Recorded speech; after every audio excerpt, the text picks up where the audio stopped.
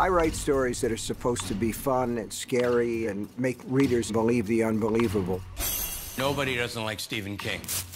Whether you've read it, whether you've watched it, Stephen King's at the forefront of the genre. I remember reading The Shining, and I was in an attic of an old mansion in the Adirondacks. And that was not the place to read The Shining. I mean, it was The Shining.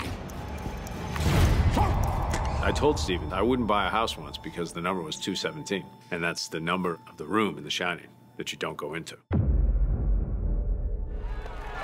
Just a single, man. Come and see me. I learned my chops from some of the writers who worked for the original Twilight Zone. You can make people believe if you have touchstones in the real world. Terrence Maitland, I'm arresting you for the murder of Frankie Peterson. For the what? Then you introduce the element of the supernatural. Your prints are all over the van, crime scene. The TV footage puts you 60 miles away. I had the idea for a long time to write a story about a guy who was in two places at the same time. And what really turned my dials was I thought to myself, I'd like to have a protagonist here who has skin in the game. I only have one question for you. Did you ever touch my kid?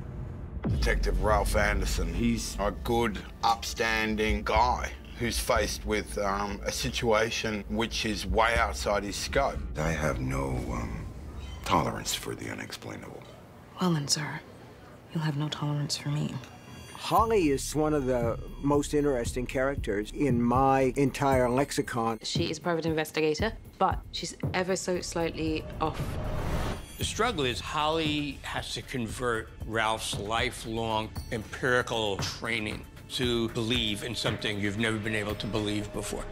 There's some damn strange things in this world of ours.